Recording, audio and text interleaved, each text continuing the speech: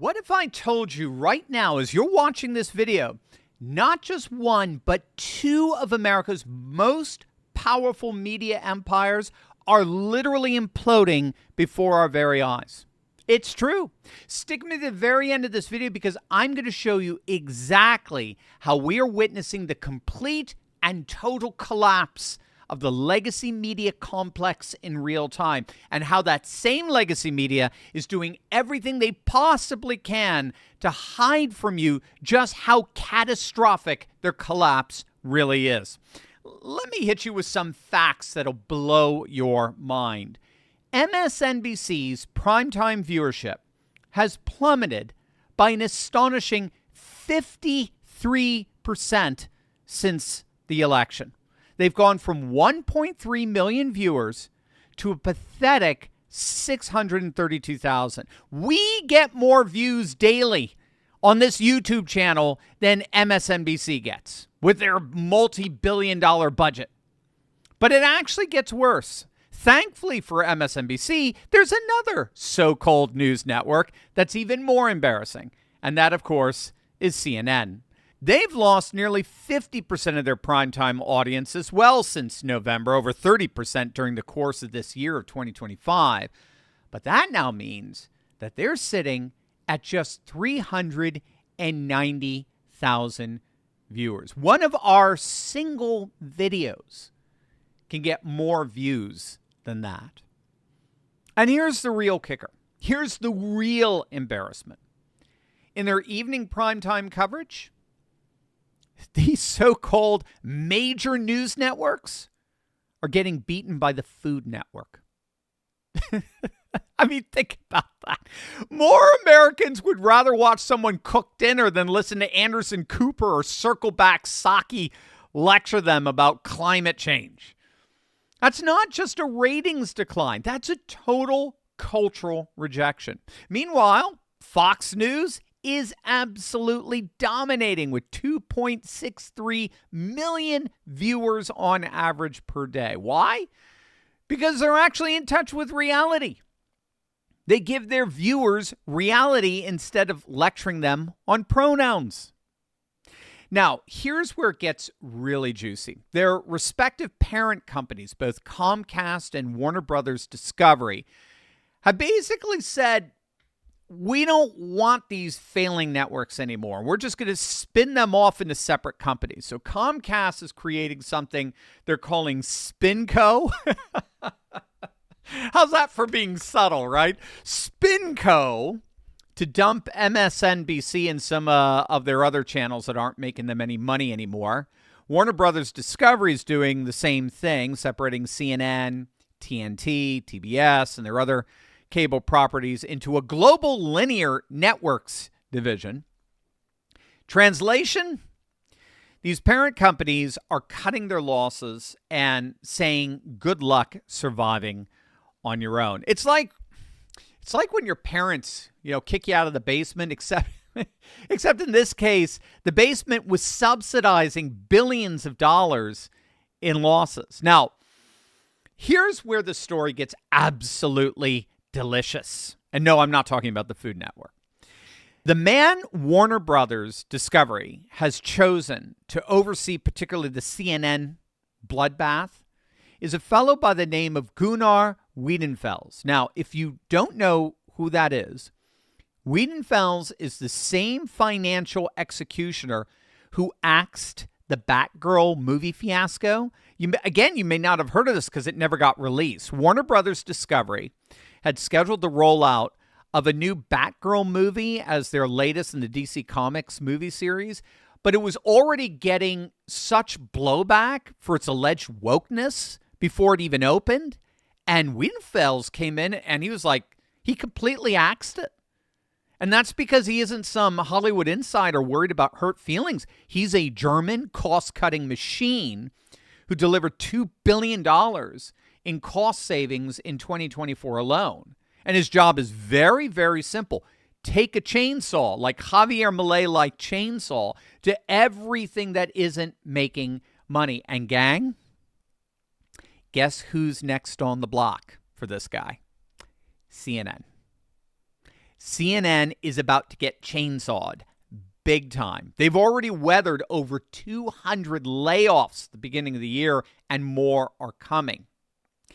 Now, if you want to know why these networks are failing, just look at what they're paying these clowns. I mean, financially, just think about what kind of disaster this is. Anderson Cooper, I kid you not, Anderson Cooper is pulling in $18 million a year. Isn't he a Vanderbilt kid too? Stunning. Jake Tapper is getting $7.5 million. Caitlin Collins, the repulsive Caitlin freaking Collins, is pulling in $3 to $4 million a year. Dana Bash is making $3 million a year. These people are making more money in a year than most Americans will see in a lifetime, and then they have the audacity to lecture us every night about equity and income equality. Inequality, I should say.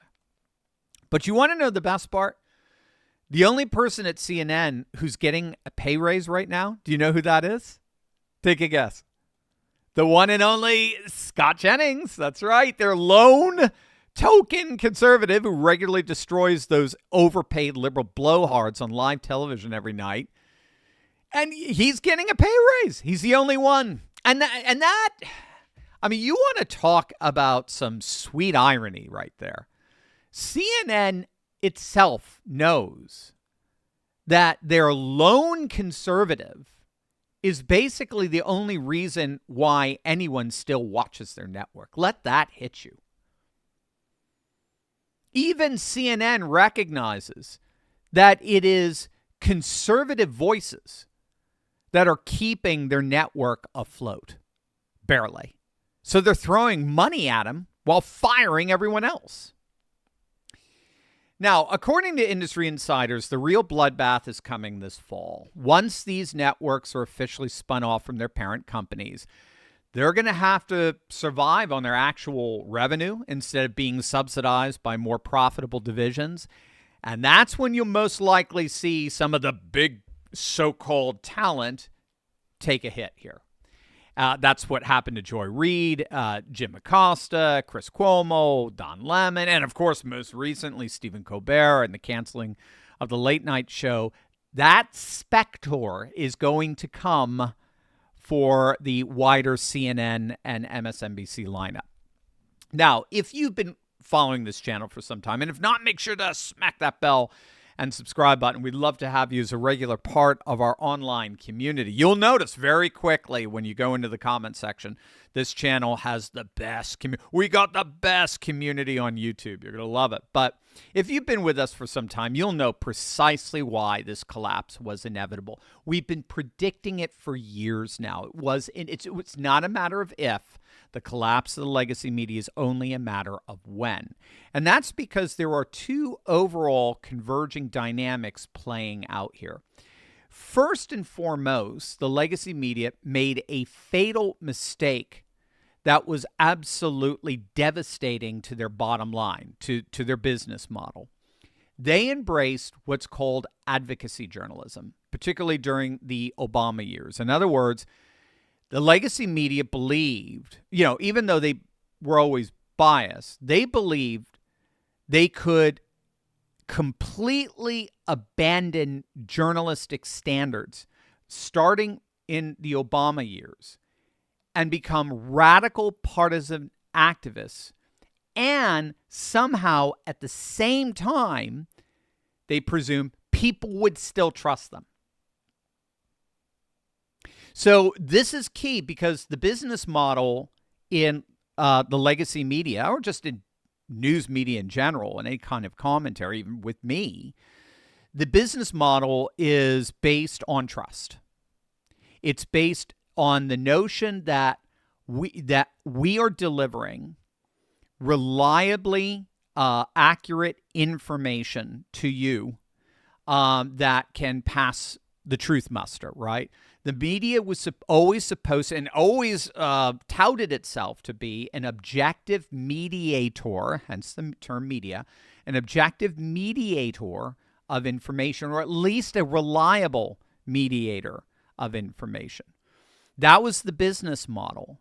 And what happened is that particularly during the Obama years, again, the media's always lean left. There's all kinds of reasons for. There's been a number of studies on 20th century media that found that from the beginning of the 20th century onward, it had this left-wing tilt.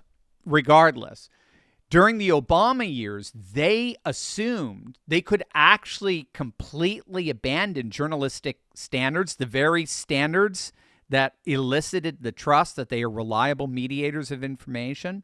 They could abandon those journalistic standards and become rabid partisan, left-wing partisan activists, and yet somehow people would still trust them.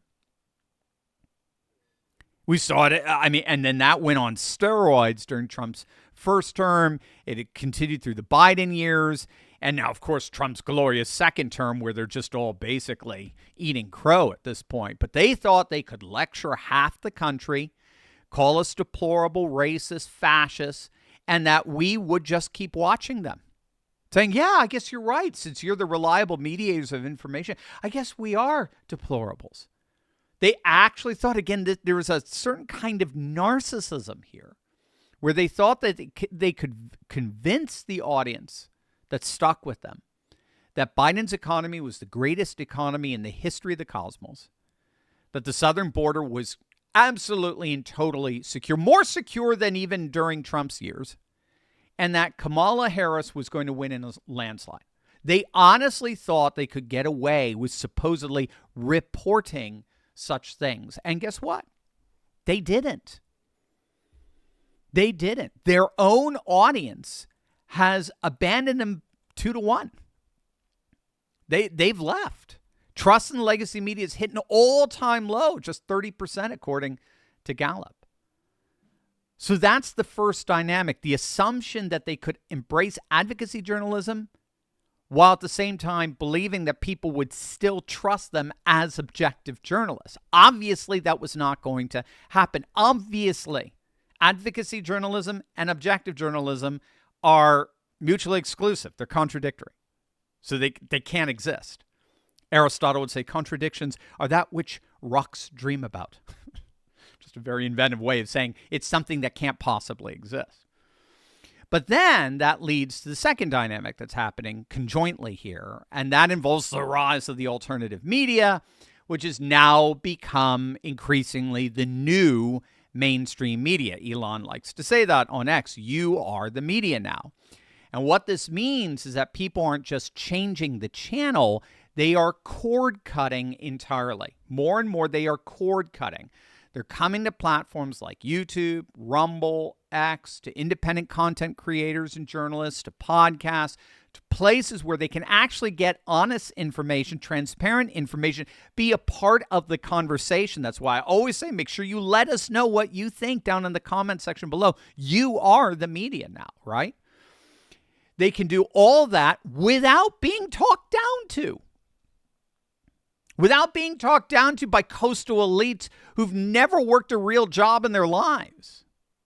And the embarrassing truth in all of this is that while CNN and MSNBC fire hundreds of employees and beg for subscribers, independent content creators are building multi-million-dollar businesses with nothing but a camera and the truth.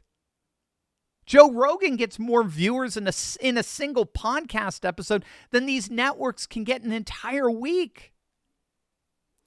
The beauty of what scholars call the network society, we talk about that a lot. Network society is a social, that's what we're living in now. It's a social order comprised of the internet and digital technologies. That network society enables independent content creators to bypass the gatekeepers of the legacy media in a manner comparable to how email and texting bypass the post office. While at the very same time, because of the network society, because of our digitality, because of our shared connectivity and the internet, information's been radically democratized. There was a time when legacy media outlets had a privileged access to information that we simply didn't have, and we had to go to them to get that information. They were once indispensable. So they once had a legit monopoly over information. Those days are over. Post-internet, those days are over. We all now have the same access to the very same information that anyone at CNN or MSNBC has, which means that we're all now in a position to fact check them. That's so key to why they are dying. The people are now in a position to be able to fact check the self-anointed fact checkers, and we've consistently found them to be wanting. The legacy media gatekeepers are losing their grip, and they're terrified. They can't control the narrative anymore. 2024 proved that. They can't decide what information you're allowed to have. We, the people, have spoken. We're speaking with our wallets, and we're speaking with our attention. And we've chosen new media over the corrupt establishment press. Ultimately, this isn't just about ratings or money. This really is about the future of information in America. We're watching the final death throes of a system that was actually built to control what you think and how you vote. When CNN and MSNBC complete their collapse, and make no mistake, they will collapse, it will mark the end of an era. The era where 3 networks and a handful of newspapers could decide what stories matter and what stories get buried. The future belongs to creators who build direct relationships with their audiences, who don't have corporate overlords telling them what they can or cannot say, who understand that their success depends on providing value instead of propaganda. Bottom line, the legacy media is dying because they deserve to die. They abandoned their responsibility to inform the public and decided to become activists instead. They chose propaganda over truth, ideology over journalism, and activism over accuracy. The American people have rendered their verdict, and it is devastating. These networks will either adapt or become irrelevant footnotes in media history. Based on what we're seeing right now, I think we know which way this is going. The revolution in media isn't coming. It's already here. And we are winning. So what do you think? Let us know in the comment section below. Are you ready to celebrate the collapse of fake news media? Or do you think these networks can actually somehow save themselves? Let us know in the comment section below. And as always, don't forget to smack that bell and subscribe button for breaking news and analysis you're not going to hear anywhere else. Love you guys. God bless.